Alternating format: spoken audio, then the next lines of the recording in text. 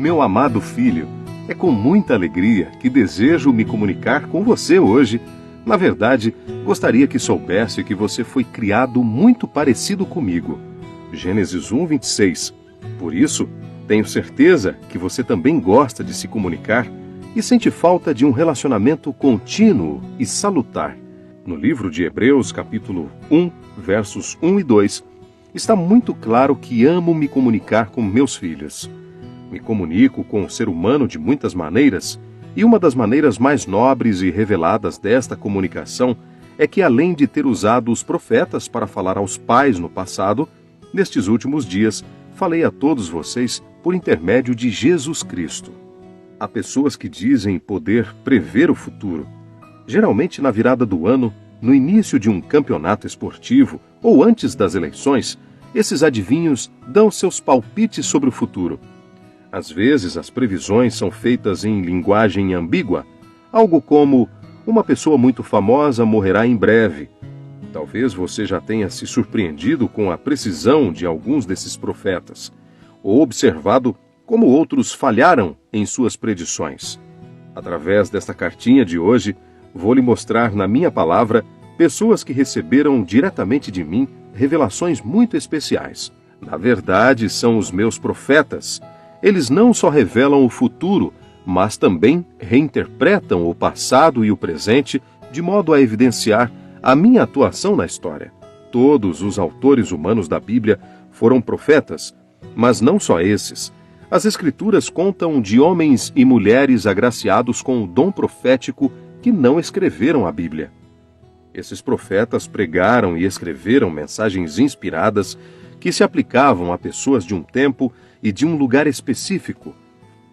Nesta cartinha, você conhecerá a profecia do Apocalipse, que revela que eu chamaria alguém e lhe daria o dom de profecia no tempo do fim. Você conhecerá, na verdade, a respeito de minha mensageira para a vossa época e descobrirá como seus escritos contribuem para que tenhais uma compreensão melhor de Cristo e da Bíblia. Iniciarei falando das duas características essenciais do meu povo para os últimos dias. Apocalipse 12:17, que são: primeiro, guardar os meus mandamentos; segundo, ter o testemunho de Jesus. Para muitos cristãos, o sinal identificador da igreja verdadeira é a realização de curas e milagres, incluindo o falar em línguas estranhas. Alguns acreditam que somente a pregação do Evangelho constituiria essa marca de identificação. Porém, o Apocalipse revela que o meu povo, no tempo do fim, teria fé em Jesus e guardaria os meus mandamentos. Bem, meu filho querido, os meus mandamentos você já os conhece e sabe até onde estão escritos.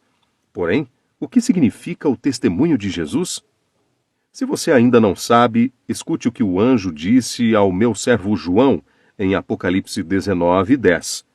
Pois o testemunho de Jesus é o espírito de profecia. Isto quer dizer, meu amigo, que antes da segunda vinda de Cristo, o Apocalipse afirma que o meu povo seria reconhecido por duas características especiais: guardaria todos os mandamentos de Deus e teria o testemunho de Jesus, que é, na verdade, o espírito de profecia, ou dom profético. 1 Coríntios 14:1, Apocalipse 22, versículo 9. Muitos afirmam que o dom profético está limitado apenas aos profetas dos tempos bíblicos. Mas, na verdade, meu amado filho, no livro de Joel está dito que eu derramarei o meu espírito sobre toda a carne, vossos filhos e vossas filhas profetizarão, vossos velhos sonharão, e vossos jovens terão visões. Até sobre os servos e sobre as servas derramarei o meu espírito naqueles dias. Joel 2, 28 e 29. O apóstolo Pedro confirma esta verdade citando o texto de Joel e aplicando aos últimos dias da história deste mundo, o tempo que antecede a volta de Jesus. Atos 2, 16 a 21. Então, meu filho, acredite, a minha igreja tem que ter o dom de profecias. Todos os dons espirituais são importantes, mas se você não usar o seu dom para o crescimento dos santos, estará contradizendo o que Paulo disse em Efésios 4, versículos 11 a 13, que os dons têm que ter em vista o aperfeiçoamento dos santos para o desempenho do seu serviço e para a edificação do corpo de Cristo. Quando concedo os dons do Espírito, tenho como finalidade proporcionar o crescimento espiritual da Igreja por meio de diversos ministérios. E esse aperfeiçoamento serve para o benefício da Igreja, até que todos cheguem à completa maturidade espiritual. Entendeu, meu amado? Agora, filho, preste atenção. Tome cuidado com os falsos profetas. Para isso, deixei na minha palavra características bem claras de como discernir se o profeta é verdadeiro ou não. Isaías 8, versículo 20. Vou relacionar estas características para você. Primeiro, a vida e os ensinos do profeta verdadeiro devem estar em conformidade com a minha palavra e minha lei. Deuteronômio 13, de 1 a 3, Mateus 7, de 15 a 17. Segundo, ele ou ela também tem que crer na doutrina da encarnação de Cristo. 1 João 4, 2. E terceiro, suas profecias precisam demonstrar origem sobrenatural ao se cumprirem. Deuteronômio 18, 21 a 22 e Jeremias 28, versículo 9. Então, meu filho, somente alguém que apresente todas essas características pode ser identificado como um profeta verdadeiro. O próprio Jesus deixou uma forte advertência com relação aos profetas. Disse ele: porque surgirão falsos cristos e falsos profetas, operando grandes sinais e prodígios para enganar, se possível, os próprios eleitos. Mateus 24, 24. Por isso, leia sempre a minha palavra. Ela te previne contra os falsos profetas.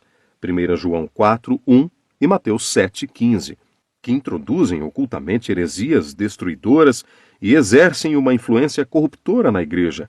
2 Pedro 2, 1 e 2.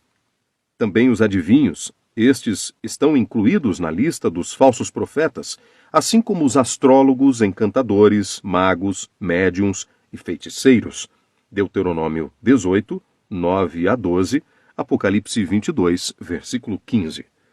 Ensinar o engano como sendo verdade, distorcendo ou usando as escrituras parcialmente, é uma característica dos falsos profetas, mesmo que eles sejam populares e tenham grande aceitação. Fique esperto.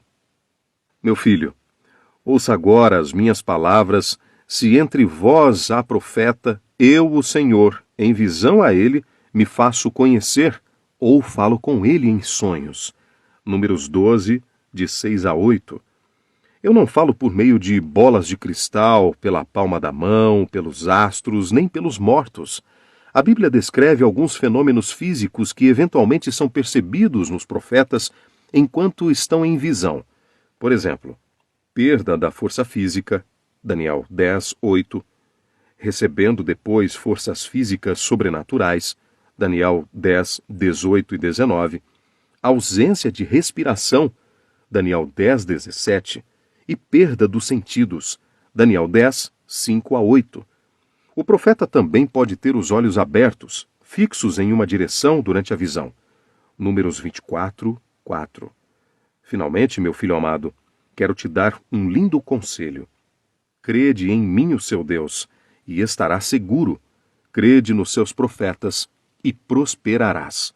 2 Crônicas 20, versículo 20. Eu vos dei a Bíblia por intermédio dos meus profetas. 2 Pedro 1, 20 e 21. Também vos dou orientações específicas por meio de profetas que não escreveram a Bíblia, mas cujas mensagens faladas e escritas devem ser recebidas como minhas mensagens para vocês. 1 Tessalonicenses 5, versículo 20. Repita comigo, meu filho, o seu compromisso de hoje.